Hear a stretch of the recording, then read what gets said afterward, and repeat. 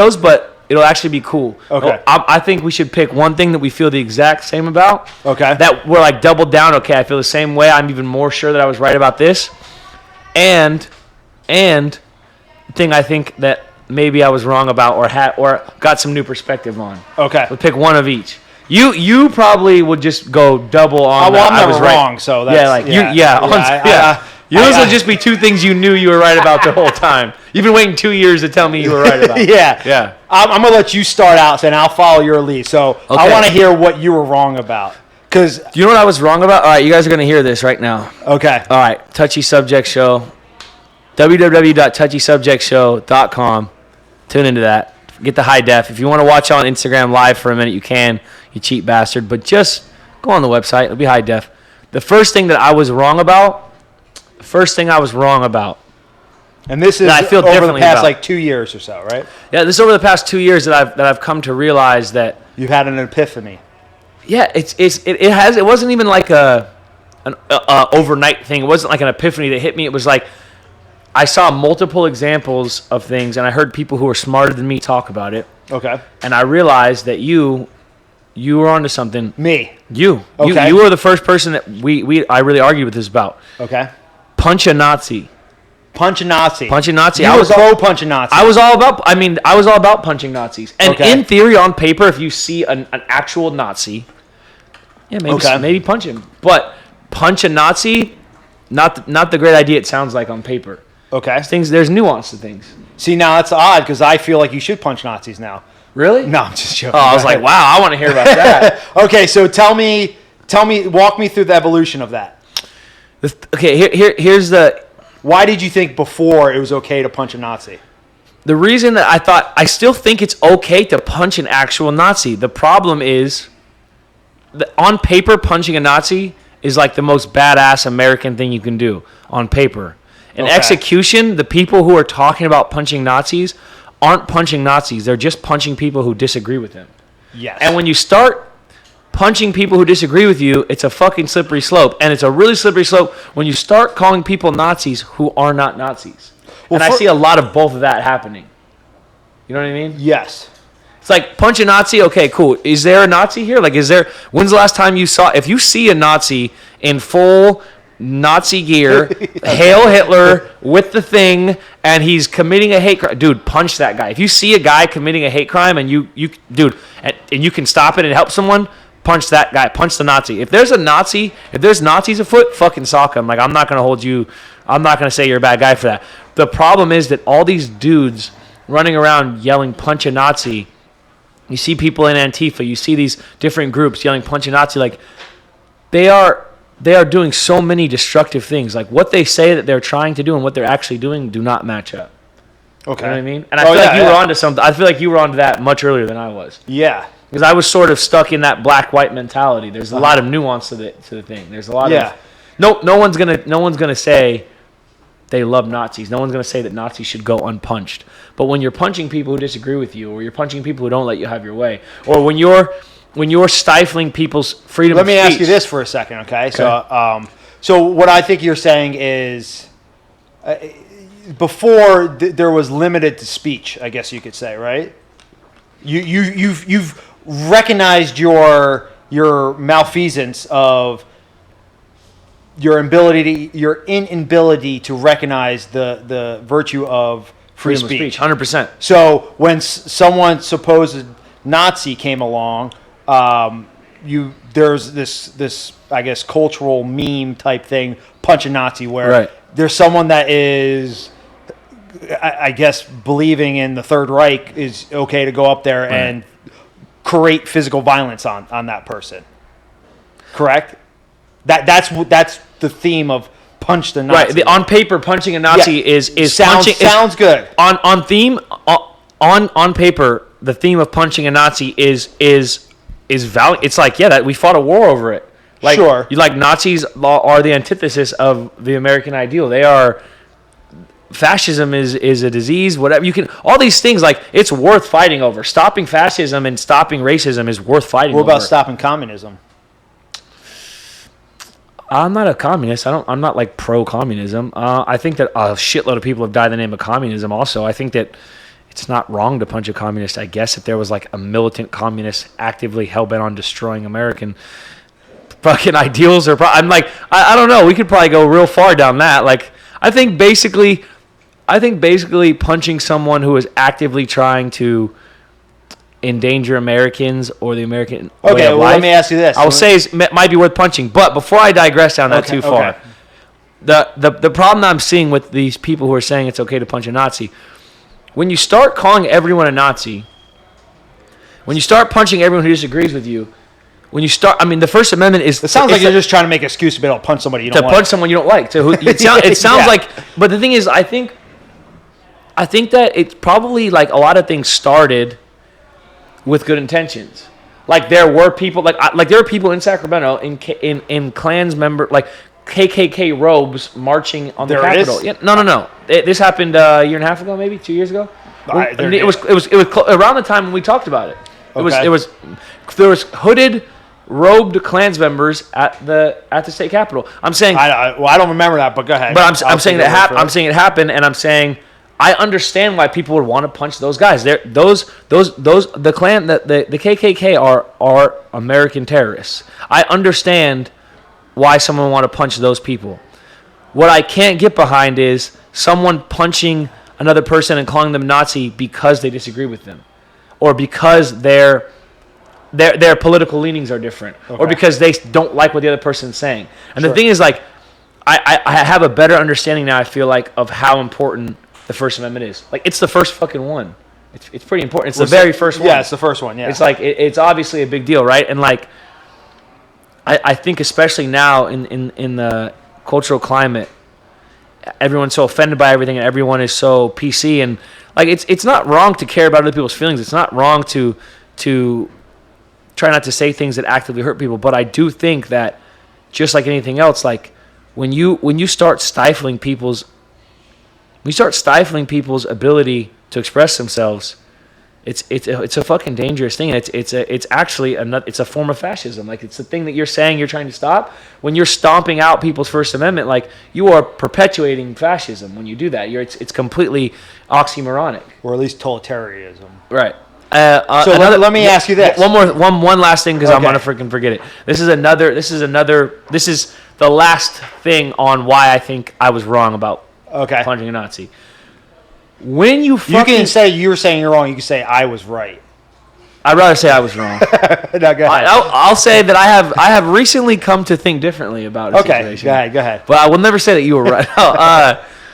I will avoid it at all costs. I'll do it, but I will avoid it at all costs. It's a last fucking resort. The last thing that really seals it for me is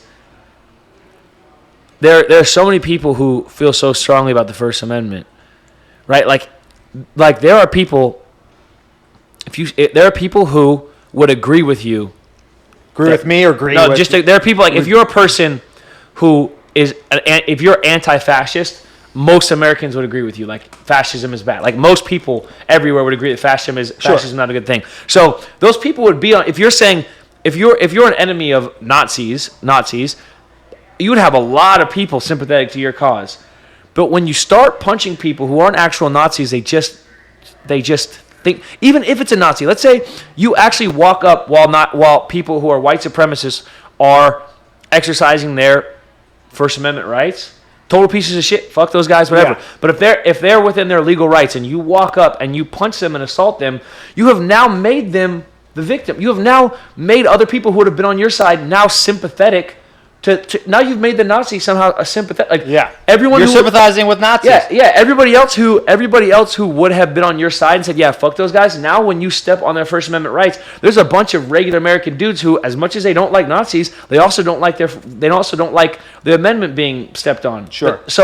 Or the Constitution being stepped on. So now you've almost like made these Nazi pieces of shit sympathetic. Like you've almost like alienated yourself again. You created a martyr. Right, you've created a martyr. instead of just going, yeah, fuck those guys. Like if you let Nazis walk down the street and I won't say Nazis because if you see a Nazi in full Nazi garb and he's committing hate crimes, maybe sock that guy. But if you see someone, well, if you see a white nationalist, or if you see anybody committing a crime, you should try to stop them within your power. If you see a fucking staunch Republican and you just want to call him a Nazi and hit him, don't fucking do that. Because now not only have you stepped on his rights, not only have you now made everyone not only is it a fucking bad way to go, but now you've made people sympathetic to him because you made yourself the bad guy. It's like when you have bad ideas out in the open, they like sunshine's the best disinfectant. When you have bad ideas out in the open, yes, people who are in their right mind will look at it and go, "That's a bad idea. I don't want to follow those people." Now, when you start radicalizing and you start beating people up because you don't like the things they're saying, you're making them a martyr. You're making them this thing that people like. Well, we better go check out what's going on. It's like no, like. Let stupid ideas be stupid ideas. They can crawl back under their fucking rock and get back on their forum, whatever, and the rest of us will laugh at them. Yeah. And that seems to me right now like that seems like, I don't want to say right, but that seems like the right thing to do in the face of people you don't agree with, instead of the call them a Nazi and punch them thing. And I'm not sympathetic to Nazis. Like the last kid who made a racial slur at me in an aggressive way, he called me the N-word, and then he told me he was going to kill me. Yeah. I took him serious. I put him to sleep in a fucking alley. Like I put him to sleep. He's unconscious, face down the alley. Like I'm not sympathetic to racism in any way. Like if you come at me with some racist shit, like there's a good chance you're getting socked, right? Yeah, but you would have beat that guy up if he called you something else other than that too. If he would have called me something else and also approached me like he was going to attack me the same way, for sure. Yeah. But I'm saying that guy was getting his ass kicked. That guy was getting his ass kicked in that alley. But what I'm saying is the fact that he is also a racist didn't help his cause. Sure. And I'm saying this to say I'm not sympathetic to people being racist. I'm saying that it's not a good idea to just call everyone a Nazi and punch them. That's where I'm at with that. That is the thing I was wrong about. Okay, let me. I was gonna say, how touchy of a subject do you want to get into? Dude, I'll get canceled this first fucking show. I don't care, dude. Like let's burn this place to the fucking ground. You want to debate the tenets of National Socialism? But no, I mean we're here. The one question would be, is what do you say if somebody they're not being violent, they have their political beliefs, happens to believe in fascism, like whatever that may be, however you define it or whatever, but they have that as their political belief. Say it one more time. I was ending my live video. Okay, so sorry. So I don't want to give them the whole show away for free. Yeah, they need to go to touchysubjectshow.com. Touchysubjectshow.com. So, hey, Jason, want to also every 20 minutes or 15 minutes, you want to just let us know which time so we're tracking? 17. We're at 17. So at 30 minutes, 40 minutes, let us know. I like it. So, let's just say someone is a racist. Yeah. Let's say someone is, they hold these beliefs, whatever it is. Should they not be allowed to have those beliefs? I think that they should be allowed to have those beliefs, but I also wonder if they should be protected by the Constitution that they are. Well, they attacking. are protected by the Constitution. I know, but I'm saying should they be? I'm saying that's where I don't have all the answers. I'm saying I wonder if you. Let's say I was a member at the gym we're currently in. Uriah Faber's Ultimate Fitness, 65th and Folsom. If you're in Sacramento, come work out. Say I'm a member of this establishment. Mm-hmm.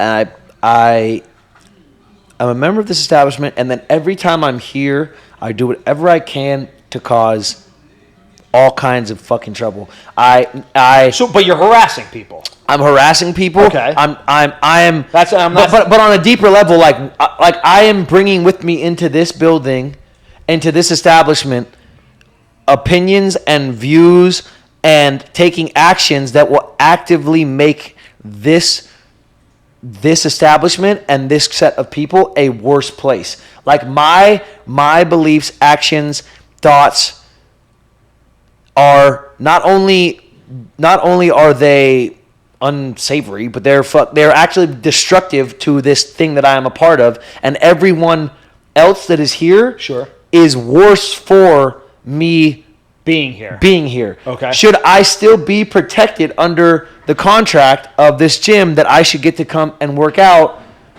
I should get to hit the treadmill and hit the weights and walk around. So should I be able to warm up on the bag next to the kids' class if I'm a guy who is actively a threat to this community? So okay, let me kind of quantify what you're saying. You're saying you're taking an example as this gym, as like say a microcosm as like say the United States, right? And if you are being disruptive within this gym, then does the gym more than disruptive though, like destructive? Like say you're being destructive within this, does the gym have the right to remove you? Yeah, and that's the question. And so essentially, you're saying, well, does the country have the right to remove you? And obviously, I know it doesn't transfer all the way over, but I'm saying instead of removing, does that person get to perpetuate things that are actively bad for our community? Well, that's why we have laws.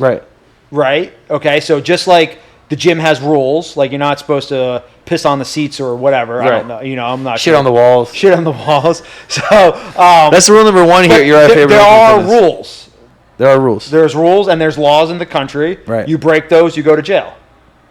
Yeah. So how's that? That's not any different. It's not. No. So one of the tenets of the contract, which you could probably say is the Constitution, is you're allowed to believe whatever you want, despite whatever it is. Now, you're not allowed to harass people. That's against the law. I mean, I'm not a fucking lawyer or anything, but I mean, I think there are anti-harassment things. You're not allowed. If you're going to protest, you have to have some type of permit, whatever, things like that. Yeah. So, having said that, if someone say they believe in being a Nazi or whatever political belief that is, can you be a nonviolent Nazi? Can you be? That's the question. Then you're actually getting into debating the tenets of Nazism. Right. What I'm saying is like, can you be? It doesn't have to be a Nazi. We can do the KKK. We can do. Okay. Can you be a member, a nonviolent member of a?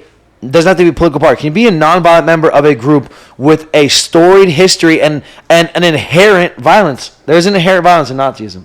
There's an inherent violence I'll say there's an inherent violence in communism. There's an inherent violence in most political parties. We could make that argument. You can make the argument. Especially that. You can make it there's an inherent violence in any type of institution that's ever existed. I would agree. So, but I think we can say especially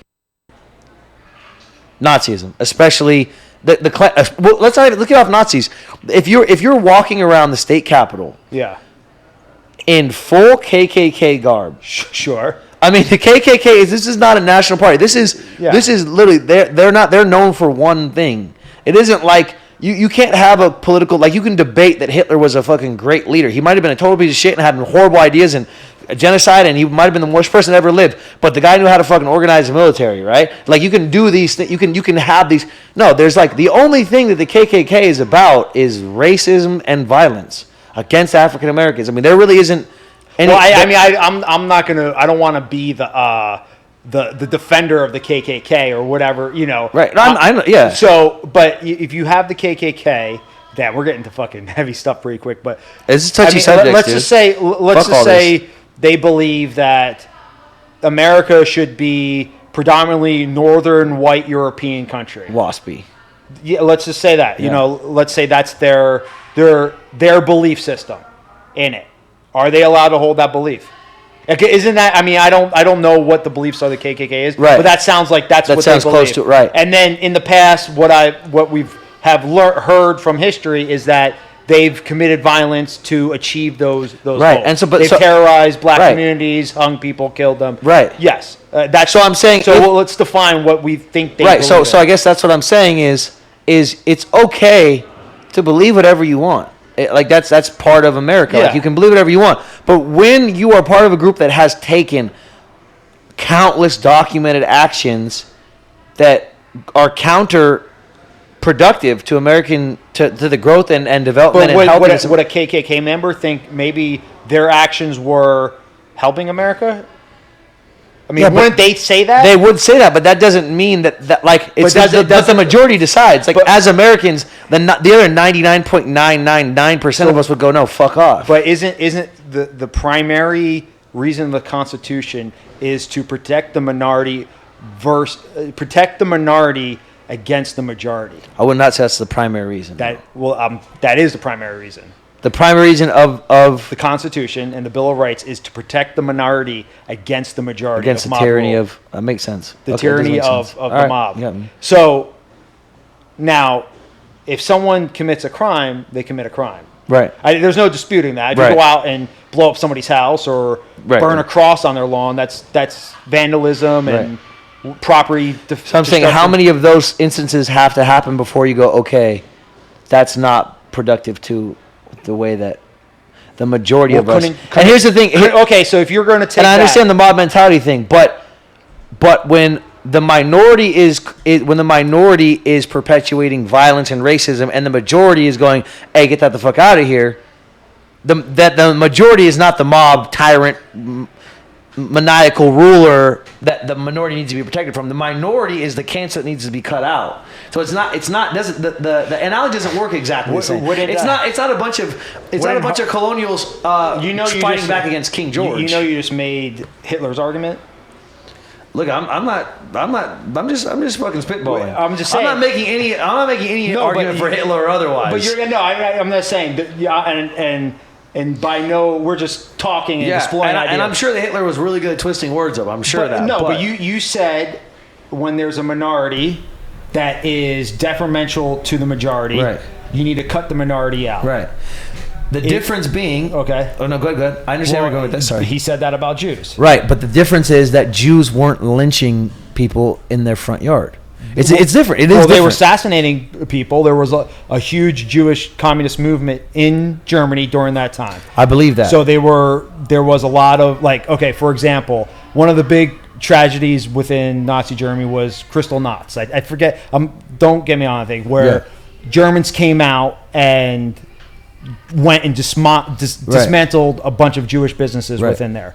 What led was a Jewish communist killed I think it was he assassinated a diplomat for France or something like that.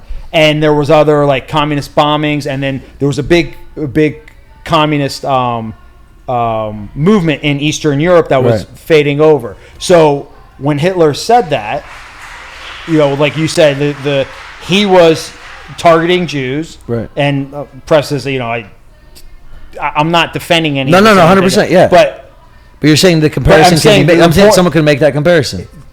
My point is that the importance is to principles is the key. Where when you start distinguishing individuals or actions, when you start distinguishing groups based on other people's actions, instead of taking, hey, if I commit a crime, I commit a crime. It's clear like that. My beliefs should have any effect in my freedom. I should be able to believe whatever I want to believe.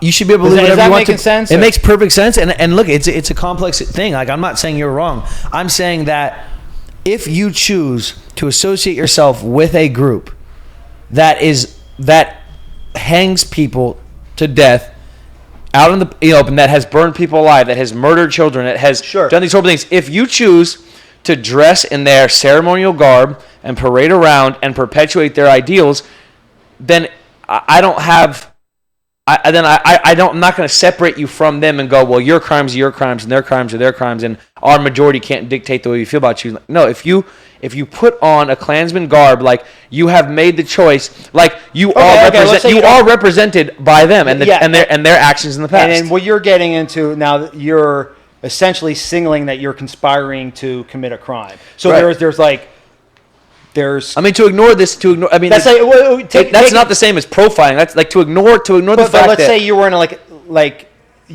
the Italian mob and you had some special tattoo that signalized that you were in that mob. I think that's what you're kind of saying. Where I put this, or even just being in the mob. Listen, you have to understand, it's okay if you want to be a mobster, but then No, it's don't. But then don't. No, if that's your choice. But then well, don't. it's not okay to be a criminal. But what I'm saying is, if you choose to associate with these people and partake in, here's what I'm saying. I'm not saying, okay, maybe I worded it like I was being flippant with my wording. I'm not saying go out and commit crimes. What I'm saying is, as an adult man, if you choose to be in organized crime, then you have to understand that your actions, even if you haven't committed a crime yet, you are associated with that group, and their actions are now your actions. But that's a crime. And it has nothing to do with the belief system of the individual. Well, there's the belief system of let's say organized crime that what they're doing is not that much different. No, but I'm saying when you do that, let's say I get a tattoo of like I think Fedor Emelianenko's brother stars. Had he had the stars and the Grim Reaper, or and for what I heard, it could be just internet trolling or internet conspiracy theory, but those were signals of his status within the Russian mob or something. The stars on the chest and on the shoulders and the knees. Yeah. So. Yes, and that when you are signaling that you're a part of this group and you're essentially conspiring to commit crimes, and I would say if you're walking around in KKK garb and doing that, then not only are you a giant pussy, but you are.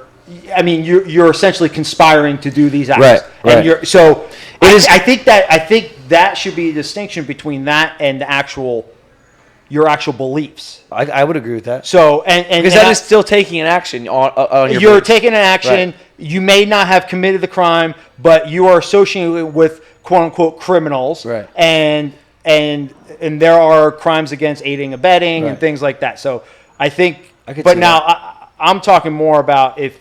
Let's say you're just a regular guy that has a job, raises his kids, and just happens to not like other races. Or let's say you believe that America should be based on a certain demographic or a certain race or something like that. Like as much as that guy's probably a total piece of shit, like it's his right as an American to believe those things. And that's what people hate that. But do you think people are actively trying to stop that? That person, people are like, because we started this conversation. I think that people, more and more, especially my generation and younger, have gotten into this like they've gotten into this way of living where when they hear something they don't like, or something that offends them, or something that they think is bad, then they have to stifle it, and they have to stop it, and they have to shame, and they have to cancel, and they have to report, and I don't think that it's always bad. It's not bad to consider people's feelings. It's not bad to be a fucking compassionate human being. But I do think that it's gotten to a point where being PC and stifling people's ideas and their opinions and their freedom of speech, it's crossed that line. Where a lot of times it goes from, and again, these things come from good. These things come from good places. Like I don't want to raise my kids in a place where there's Nazis walking around. But in practice, what you're saying is okay. So you have, if you look at like the group of people that are doing this now, they're trying to fight against quote unquote say the KKK. And one of the things KKK would burn a cross on your lawn and stuff. Now, which is the irony of it, if you look at like the Berkeley protests a couple years ago, they literally were burning down the building because some right-wing speaker was going to talk there. Right. So they've come full circle. Lighting things on fire. They literally set a trash can on fire and threw it into the building to show your power and your. Well, they started a riot to shut down the talk. Right. So they did everything they could to intimidate him to not talk or intimidate the law enforcement to create this thing. So they've come full circle around where, just like the KKK was lighting crosses on people's lawns to intimidate them so they don't go vote or participate in the community. Well, the same people in Berkeley, come full circle, yeah. They're lighting trash cans on fire, throwing mace at people, getting in fights to intimidate, quote unquote, Nazis. To not talk. I think left, right, whatever direction you're leaning, whatever. I think that whatever your religion or your political leaning, I guess to summarize this whole thing, I've sort of just come to this feeling that like almost anything that's radically one way is going to have some collateral damage, is going to be self-destructive. If you're so this that you can't see the other thing, and if you're so this that you can't accept like other people are going to feel differently than you, there's going to be that friction. I think we see a lot of that. And my generation, the younger generations, like there's a lot of stifling and there's a lot of it's like if it's uncomfortable or if it makes you not feel good to hear, then you have to just stamp it out. And I don't think that's the way, man. I don't think that's the way. I still think if there's a fucking, like, I'll tell you this. If there's a guy in Klansman garb and he's within arm's distance of me, Yeah. and I feel any amount of physical threat, he's getting socked. Same thing with a guy in Nazi garb or some hate dude shouting hate speech in my face or anyone who makes me feel physically intimidated. The idea of punching a Nazi is still very appealing to me. But the way that it's being implemented and executed in today's society, the punch a Nazi meme, I can't stand with it anymore. I was You're wrong. off the I was punch a wrong about Nazi that. train. I was wrong about it. All right, that's good. Yeah. And actually, okay, so as we had this conversation, it actually made me think about something that I've changed since last time we talked, and it's actually the other side of this coin, where I would say previous, a lot more sympathetic towards communists, I guess you could say. Yeah. Communists and socialism, things like that. And over the last 2 to 3 years, I've been doing a lot more research, a lot more studying on history of communism and studying kind of what kind of how the world has been manifested over the last, say, 100 years or so, and really radically have changed my view on the world of how it is. And I am like extremely staunch anti-communist, and where it wasn't as bad of like that before, where I see You saw the merit in it to some degree. Yeah. So you take so there's a couple different avenues to go around this, and you have communism. You have the communist economic theory is one, and when I was younger, I used to have that thought process more, and until I got into business and realized So you made some money. Yeah, and to realize it was all bullshit. Yeah. Okay, so there's that one, and that's I think a separate conversation. I'm more talking about the social infiltration of communism as a organization throughout the world, and what that looks like and what that has done. I am over the last couple years, I have really been I want to say really 180 on that or awakened on that, should we say. It's where you say that because I would agree. Like, it's not the exact same, but it's very close. It's in the same ballpark as what you're saying. So like, you're saying you are... I'm saying that when I was younger, I was more sympathetic to the idea of communism. I think just as an ideal, not even in any real specific way. Just that, like, the idea, when you grow up poor in America... Yeah. The idea of everyone sharing and everyone and the wealth being equal and everybody getting a piece of the pie, right? It's appealing. You grow up poor and you see people who have more than you. Yeah. And then a lot of the people who have, like, so you're a kid who has very little. And there's adults who have much more than you. Yeah. And they have much more than the adults that are around you that influence you. And a lot of the adults that are around you are also poor. Excuse me. And they tell you things about how the game is rigged, and this guy's got what he's got because he stepped on all these people. And dude, I'm sure a lot of people who have what they have stepped on a lot of people. There's corrupt businessmen. There's those things. Those things aren't not true. Yeah. But as a kid who grew up poor and is now etched his way, has clawed fucking tooth and nail into upper middle class, and I'm still climbing, fighting tooth and nail to get like I live a comfortable life. Every single thing I have bled for and sweat for and cried for and worked everything I have in my life, I have bled for. I've fought. I have physically, not like I fought for it all. No, I fucking fought. I got in fist fights for it. Like, I fought and sacrificed for everything I have. So then to see that, like, the game might be rigged. The deck might be stacked against you, but you can still win. Yeah. The game is still worth playing. Like, you realize when you're a guy who's fought tooth and nail, and now I've made enough money to live a comfortable life. Like, I don't want people taking what I have and giving it out. Mm-hmm. I'm more than willing to help. Like, I help as many kids as I can. I talk to at-risk youth. I'll donate. I'll do. I want to help. Yeah. I like the idea of raising the poverty level. I don't want people living in poverty, but I also don't like the idea of the shit that I have physically bled for being taken from me, given out. And I think, honestly, that communism works really well ideologically when we're living in a tribe of 150 people.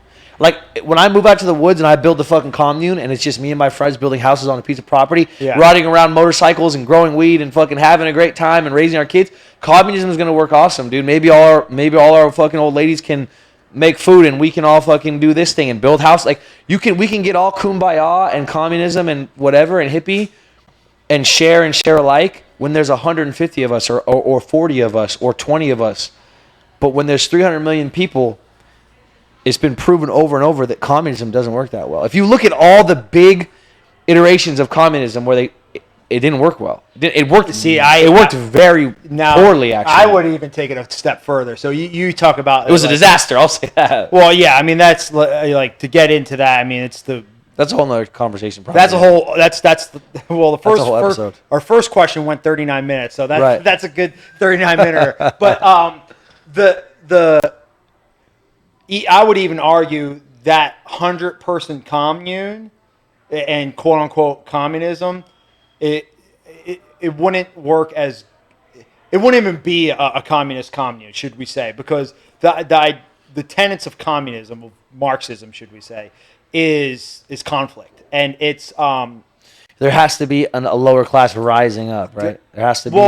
It's dividing people into classes, and it's saying that anybody that's in the top of class is exploiting the lower class. You got the proletariats and the bourgeois. The bourgeois exploits the proletariat. The whole point of the middle is to kick out the top, and the whole point of the bottom is to hit the middle, right? I mean, everybody's climbing. There has to be that tension in the classes. But it does not factor in any type of competence. So they're assuming everybody's equally competent. So so let's take your example of you got 100 of your friends. Well, and you could take any organization like that. No matter what you're going to do in that organization, say there's 100 people in that organization, there's going to be different. Yeah, someone's going to be better at someone's going to rise to the top. And now, and Jordan Peterson talks a lot about it. I don't know if you follow. Yeah, I like Jordan Peterson a lot. Yeah, but and he calls it competence hierarchies. Within those groups, someone's going to rise to the top in a competent way, and the way that you rise to the top is not by, and this is what communism tries to do, because it feeds on people's jealousy and envy and all that stuff, and that's why it's so destructive. It's telling you the only reason he is up there at dictating the rules or whatever that is because he stole it. He exploited you from took that. Something from you. Yeah, he took something from you to do that. But the reason, and then that sometimes that guy is up there because he's the bully, right? And that does happen. It does happen, yeah. But that's short lived. Now, when you have a leader in that group that has rose to the top, and he's going to get more of the spoils or however it is, majority of the time that leader is more virtuous, right? Because he was able, or she, or she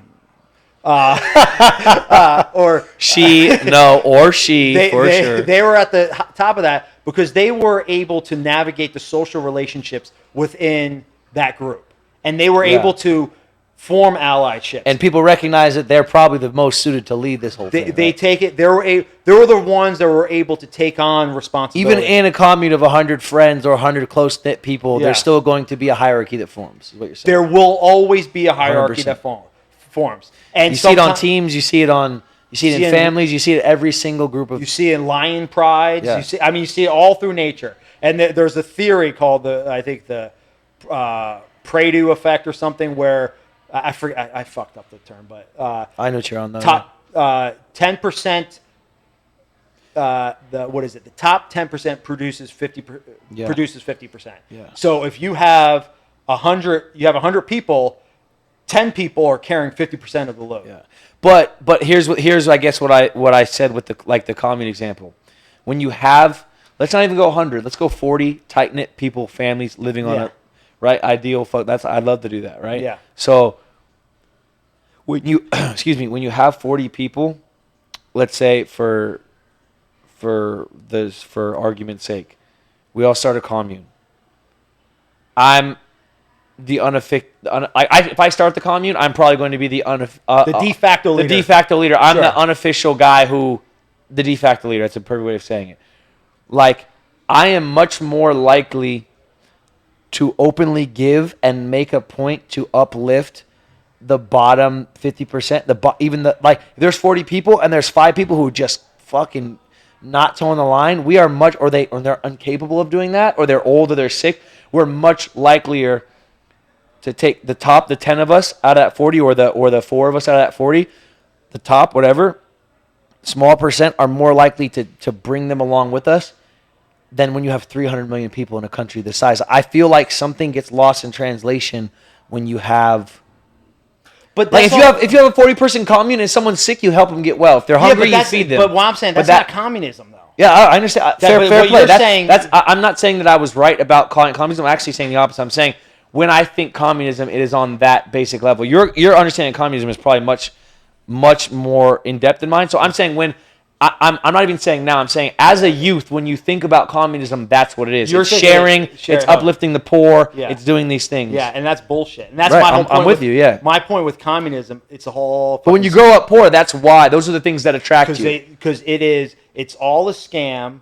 It's a pyramid scheme. It's a Ponzi scheme and a scam to be able to gain power by using divisive tactics and to feed on people's, call it the id, their jealousy, their greed. Tell them that this person stole, this person. Meanwhile, the slice of the pie he's eating, it should be yours. Yeah, and there's not that there's more slices.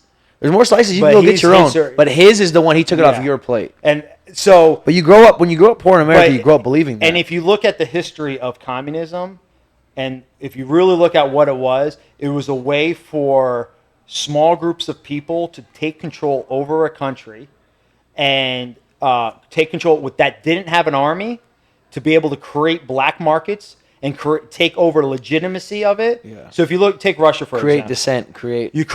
Undermine the competence hierarchy. They are the bullies in it.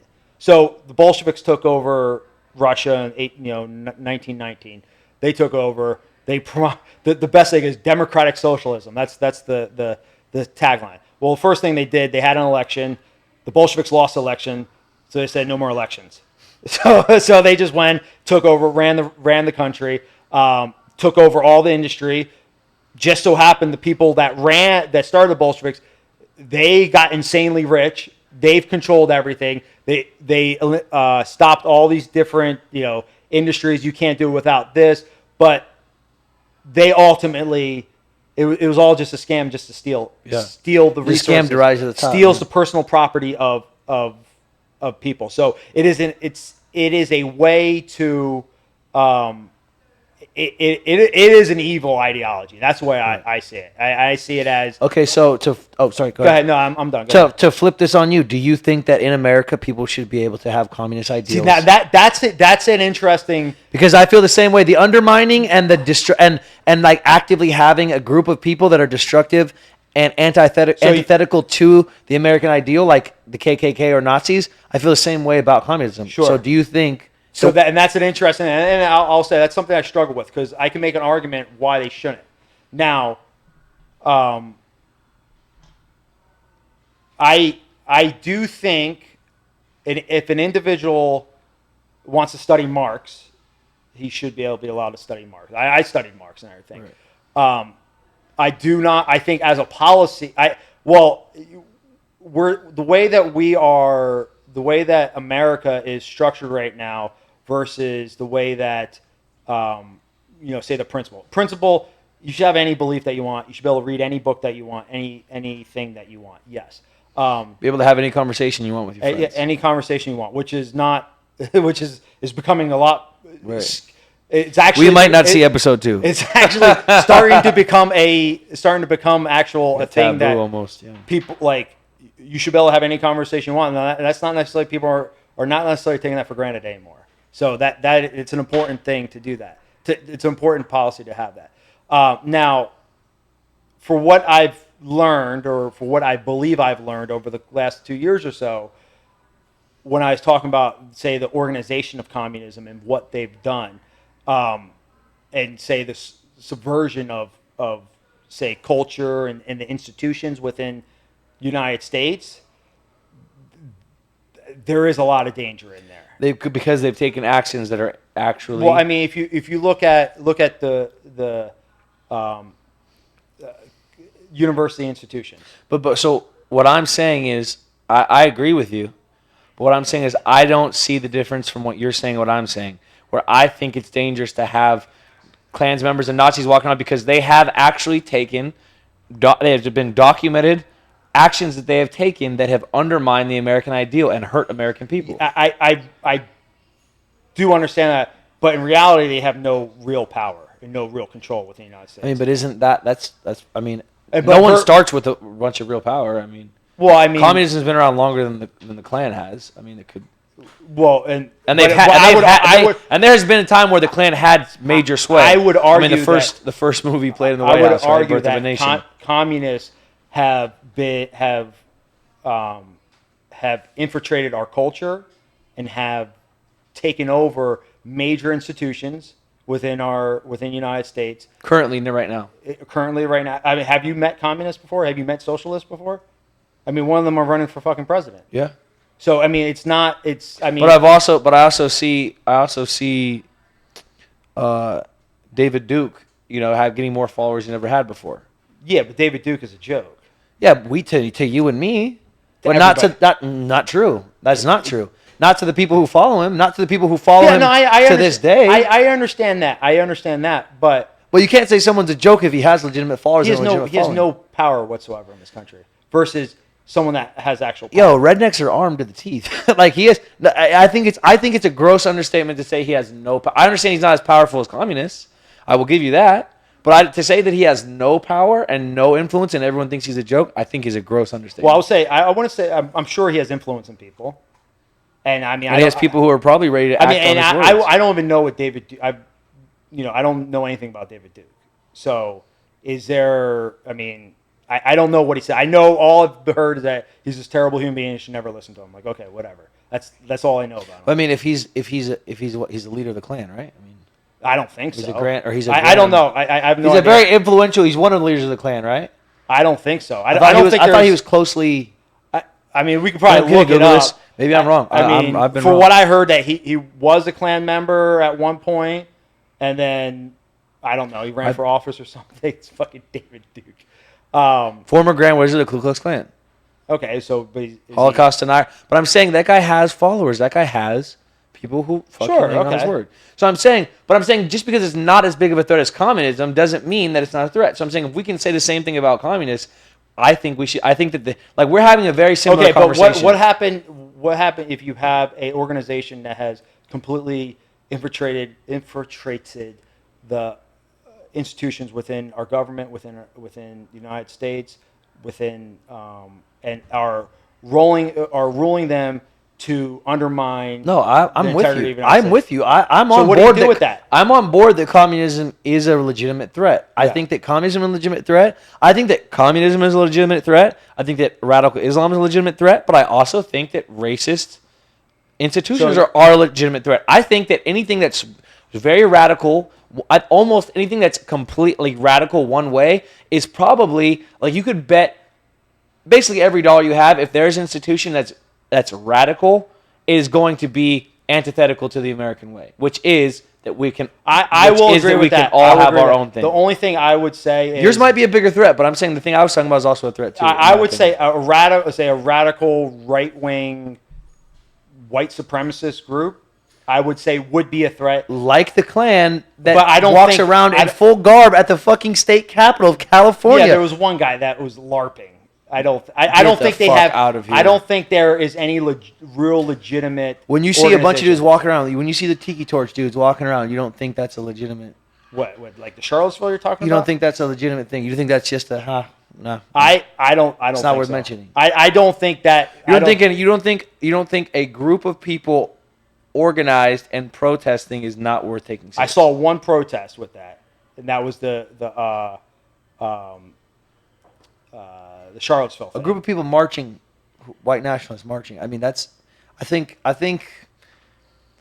you're downplaying a little bit. I think you have, maybe I think I you have a don't- legitimate point. I think communism is probably a real threat to America. I will listen. I will entertain that, and I'm Okay. not. I think, but I'm saying if you can say that basically all the reasons that you're saying communism is a Sure. threat is what I was just saying about white nationalism, about Nazism, about. Yeah, but the only about- thing I'm saying that it is a threat. I just don't think it is.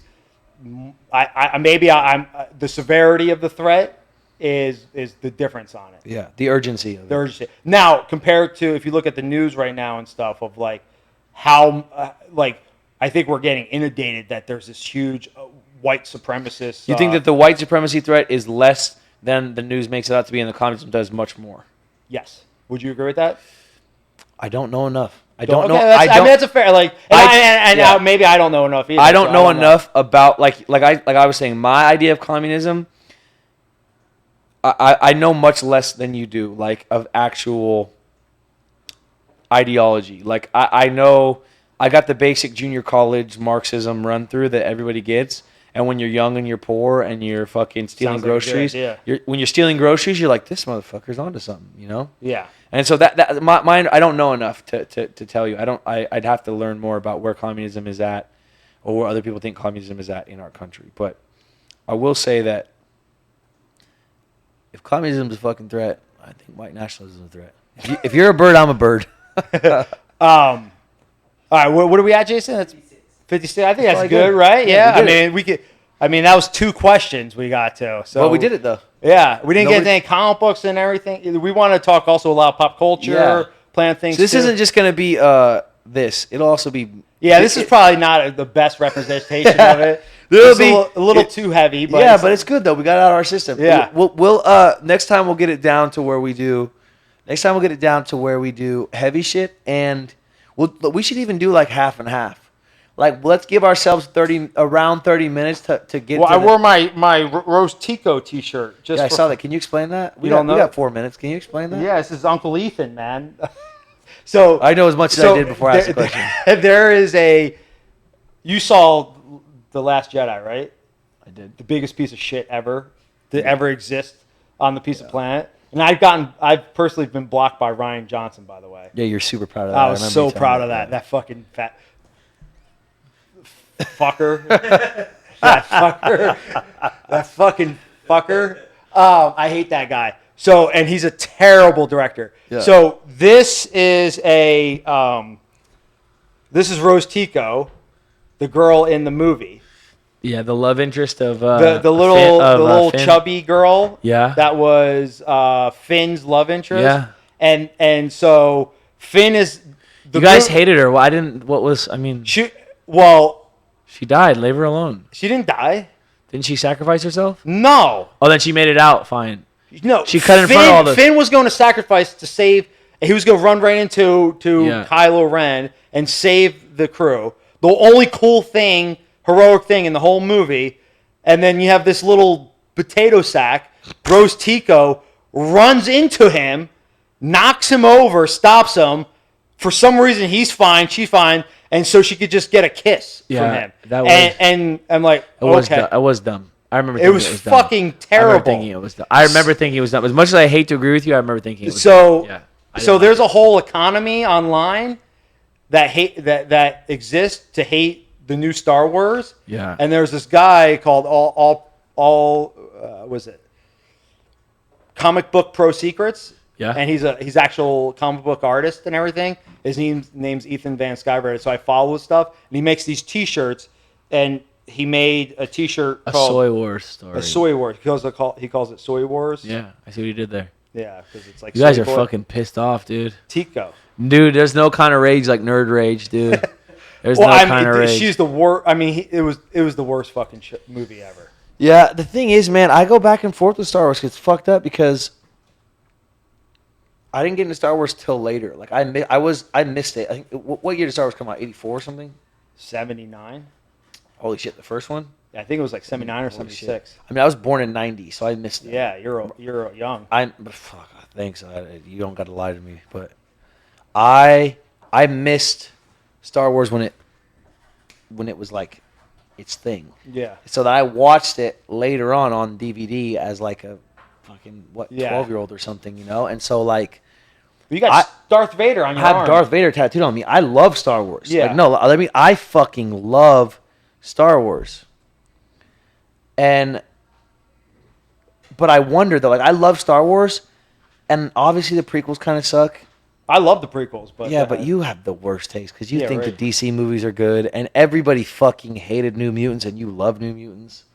New Mutants. Yeah, I'm sorry, New Mutants is the one coming out. I'm excited to see that. I meant Dark Phoenix Saga. The last Dark Phoenix one. Yeah, the last X-Men one. You was like, oh, It was okay. Dude, people were saying it's the worst fucking. Did you X-Men see movie it? ever. I have not. Oh, so then you be quiet. I saw Justice League, and you told me how fucking great it was. Justice League was good. Justice League sucked, and you know it sucked. Justice League was listen, Justice League is what happens when I wanted to fucking like Justice League because I fucking like Ben Affleck as Batman. Uh-huh. I like it. I like Momoa as Aquaman. Aquaman's finally cool now. Dude. Yeah. Aquaman's movie was based. Aquaman was good. It was. I like Momoa though. That's something about Momoa, and I like Aquaman was based off like the first 3 arcs of Jeff Johns' New 52. Aquaman. Jeff Johns like the first. He's a big. He does. I don't really, know what either. Jeff Johns is like a really badass comic book writer. He does a lot of cool Green Lantern All right, well, shit. we're starting to go down. Let me just finish hold this this for one thought. next one. But Let me finish this one thought. So Jeff Johns is a badass comic book artist, comic book writer. Jeff Johns, badass comic writer. He made Aquaman cool in the comics. Finally, Momoa did a movie that was basically those first 3 story arcs wrapped in that. I'm saying all this to say I wanted to fucking like Justice League. I wanted to like the DC universe, cinematic universe. Yeah. It fucking sucks. And you told me it was good, and I have not had faith in your movie well, taste. I haven't had faith in, I haven't had faith in your the bone with me, sir. I haven't had faith in your movie taste since I watched Justice League and had my fucking heart ripped out. All right, we're talking about this on the next one because this is bullshit. All right, so okay, go to the website. It's gonna have everything you need on it for all the Touchy Subjects fans. TouchySubjectShow.com. It's fucking easy. TouchySubjectShow.com. Don't be a balloon nut. Yeah. Is that it? Do we need to say anything else? Sir Studboy. You got anything else? At Sir Studboy. Well, do you have some stuff don't you have Outcast and Underdog on? I got all kinds of stuff. I was gonna let you go first. I don't have anything. I'm a fucking schlub. You're having a kid soon, dude. That's not, maybe. Yeah. All right. Well, I have a T-shirt company, I guess. Use a kid coming. I have a T-shirt company. Outcast and Underdogs on Instagram. At Touchy Fili on Instagram. And I'm stoked to be doing this again. Thanks for putting up with us. Dude. Awesome. Fuck yeah. We did it. All right, dog.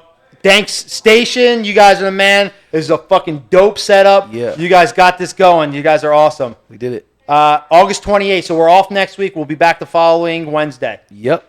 All right, dog. Be there. Same touch time. Same. Yeah. Yeah.